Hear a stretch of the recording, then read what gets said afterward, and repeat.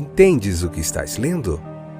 O podcast que te leva através das páginas da Bíblia, livro por livro, capítulo por capítulo. Uma exposição bíblica emocionante. Aperte os cintos e embarque comigo nesta viagem.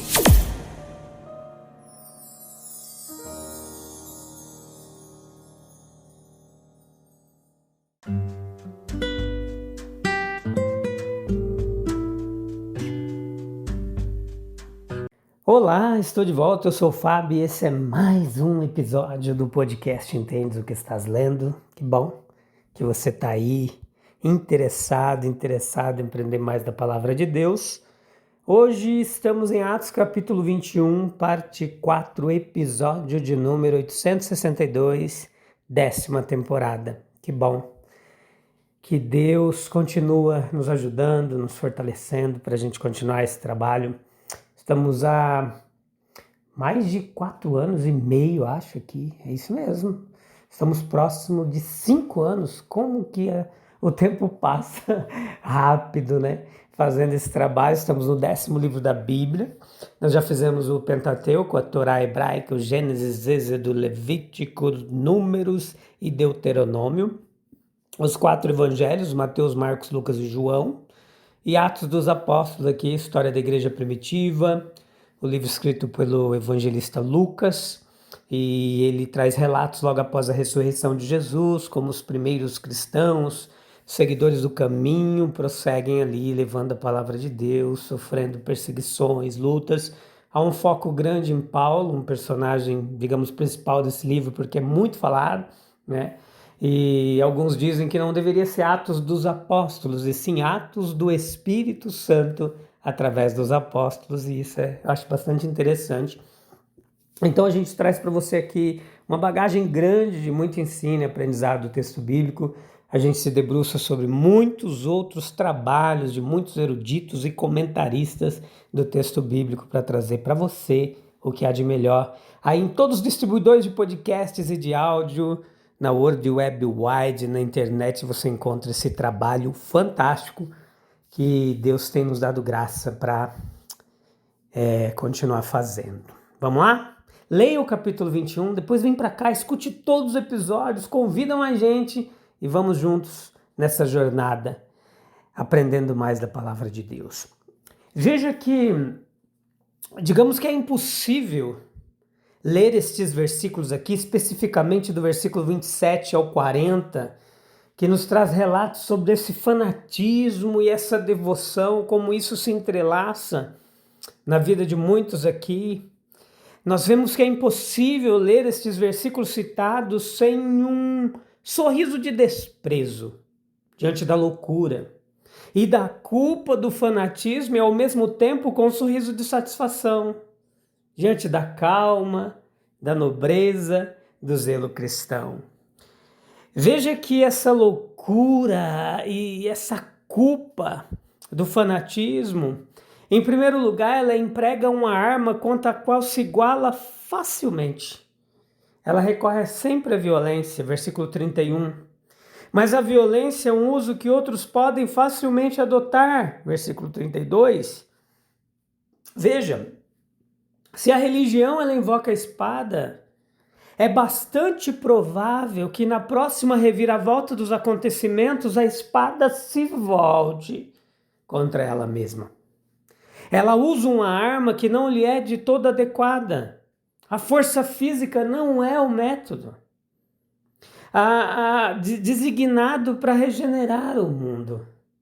As armas da nossa guerra, elas não são carnais, mas espirituais. O reino que não é deste mundo não quer que os seus servos lutem com as armas deste mundo, metais, pólvora. Ela ataca aqueles que, se ao menos considerasse, seriam seus amigos mais verdadeiros. Por respeito à lei, esses judeus fanáticos tentaram matar Paulo. Versículo 36, a multidão gritou: fora com ele daqui. Se tivessem pensado mais e olhado mais longe, teriam honrado aquele a quem estavam com tanta pressa para matar. Sim, eles teriam feito isso. Há uma culpa neles. Ela acusa um homem de um crime do qual ele é absolutamente inocente. Versículo 28 e 29. Eles passam a punir sem dar a chance de defesa. Versículos 30, 31. Eles negam ao homem aquilo que Deus lhe concedeu e que reivindica para si o direito às suas convicções. Ela se atira cegamente e veementemente contra os propósitos de Deus. Naquele tempo, atacava o embaixador escolhido por Cristo e, sem exceção, o servo mais útil de Deus que então vivia. Muitas vezes, desde então, atacou os homens que representavam a verdade de Cristo e causou um grande mal à igreja e, portanto, ao mundo. Aqui uma coisa que chama bastante atenção é a excelência da dedicação cristã. Como essa atitude de Paulo, ela contrasta admiravelmente com os movimentos dessa multidão, exaltada, tumultuosa, sanguinária. Nós admiramos a sua coragem em se colocar nessa posição, a sua calma durante todo o tempo, versículo 37 ao 39, a sua prontidão, versículo 40, ele estava preparado para em qualquer emergência dizer a palavra necessária. Nós admiramos isso porque nós temos certeza de que tudo se baseava em sua consagração à causa e sua certeza da presença de seu divino mestre. Havia perigo, mas também havia libertação em Jerusalém. Havia acusação contra Paulo, ele é apresentado como inimigo da lei, como foi Estevão antes dele. Ele precisa confrontar a tempestade cega e assassina da paixão humana, mais terrível que as ondas do mar, que está prestes a enfrentar. E agora, a advertência sobre os acontecimentos esperados em Jerusalém está prestes a se cumprir. Os amigos mais sinceros da religião, muitas vezes, são acusados de serem seus inimigos. Os verdadeiros adoradores de Deus, eles são denunciados como ateus, como violador do templo. Dizia-se que ele havia profanado o lugar santo. Veja que há um paralelo aqui muito próximo entre esse medo de ataque e o sofrido por Jesus. Grande deve ter sido a sua consolação, encontrar-se seguindo os passos de seu Senhor, pois seu grande desejo era conformar-se a Ele. A maior honra, ela reside em carregar a cruz de Jesus, tornar-se participante de seus sofrimentos, sendo como Ele era no mundo. Outros paralelos entre o tratamento que ele recebeu e o do Salvador também acontecem. Toda a cidade estava em alvoroço.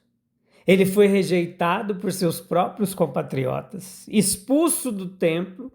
Eles queriam matá-lo, mas sem macular o lugar sagrado, coando mosquitos, engolindo camelos. Eles pensavam que estariam prestando um serviço a Deus ao matá-lo. Em Éfeso, a superstição pagã e a ganância, elas se opunham a ele. E aqui, o fanatismo e a intolerância judaica se mostram claramente. Ambas as cenas, elas são advertências contra o mau direcionamento do sentimento religioso. Nós precisamos de reflexão, de conhecimento para purificar o instinto religioso, que é como fogo, pernicioso às vezes, se não for vigiado e mantido sob controle. O assassinato de Jesus e todos os assassinatos judiciais de mestres e líderes, eles são considerados sob a perspectiva humana, tanto crimes quanto erros. E na prisão de Paulo, a luz e a sombra se misturam no ato. Por um lado, nós vemos a paixão humana, a insensatez cega, o ódio perverso por parte dos judeus e, por outro, um retrato brilhante da coragem heróica de um cristão, do autocontrole, da doce paciência por parte do apóstolo e, acima de tudo, a luz da direção divina brilhando. Como uma coluna de fogo na noite, ao poder que protege os servos de Deus, a sabedoria que emprega até mesmo seus adversários para realizar seus desígnios, o amor que cria um centro de calor, de luz, no próprio peito do homem. O homem, ele propõe, Deus dispõe.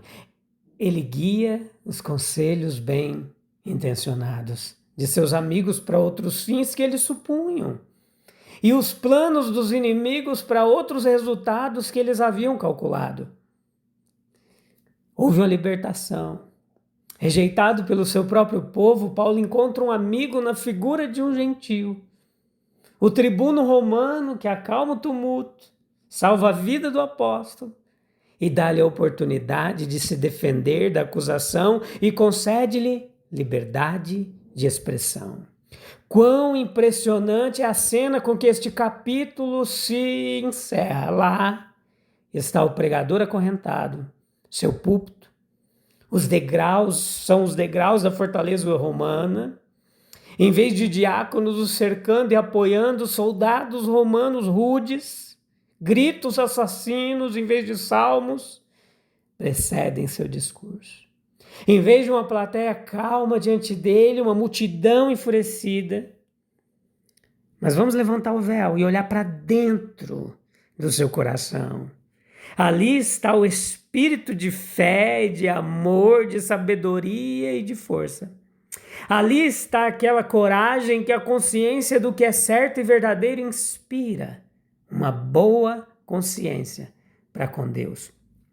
Ali estava toda aquela devoção que sempre deixa sua marca nos corações mais rudes e que sozinha dá liberdade e alegria. Acima de tudo, o conhecimento de um Salvador e de um Deus a quem ele pertence na vida e na morte, de quem nem a vida e nem a morte podem separar.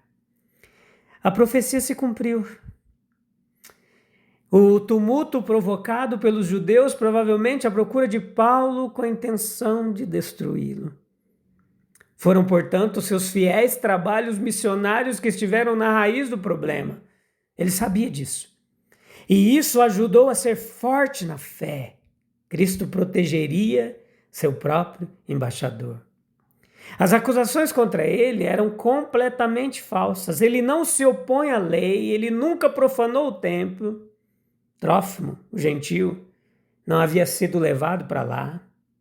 Os inimigos da verdade sempre se apoiam em mentiras.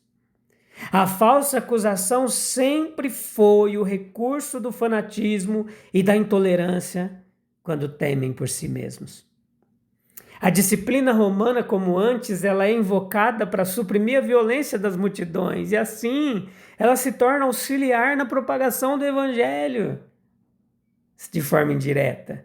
Dessa forma, em tempos posteriores, o direito romano ele preparou o caminho para a disseminação do cristianismo. Havia muitos preconceitos partidários, versículo 27 ao 30 do capítulo 21. Quanto aos pontos de vista daquele grupo judaizante, o zelo pela pureza do mosaísmo é louvável. O caráter vinculativo da lei mosaica para todos os judeus de nascimento pode ser reconhecido. Não é de se admirar que muitos judeus considerassem o cristianismo uma reforma do judaísmo, em vez do que homens como Paulo viam como a conclusão e o aperfeiçoamento do judaísmo. Considerando como judaísmo reformado, eles argumentavam que as suas exigências elas se estendiam a todos os gentios que se tornassem judeus cristãos. E os primeiros indícios da existência desse grupo judaizante dentro da comunidade cristã, nós encontramos em Atos capítulo 15, se você quiser ler. Naquela época, a questão ela causou tanta controvérsia que foi necessário buscar o conselho do concílio apostólico. E o parecer desse concílio ele foi praticamente contrário ao grupo judaizante, o que intensificou ainda mais a sua oposição. Fez com que se apegasse ainda mais aos seus preconceitos partidários, levando-os a considerar Paulo mais claramente como líder das visões mais liberais, consideradas por eles liberais e que eles detestavam. Eles seguiam o apóstolo por toda parte, tentavam minar sua influência e destruir sua obra. E parece até que resolveram não descansar até que garantissem sua morte. Que coisa, né? Como pode um coração movido pela fé transformar-se numa arma de violência contra o próprio propósito de Deus? Se a verdade é tão forte, por que ainda tentamos defendê-la com ódio e não com amor? Vamos orar? A palavra de Deus, ela é fantástica e poderosa. Tem um localzinho tranquilo aí para você falar com Deus? Dobrar o seu joelho? O que eu vou fazer agora? Senhor, livra-nos do fanatismo que cega, endurece, destrói. Enche-nos da devoção, Senhor, que transforma, acalma e edifica. Dá-nos a coragem serena de Paulo, a sabedoria para discernir tua vontade e a graça para amar mesmo quando somos feridos.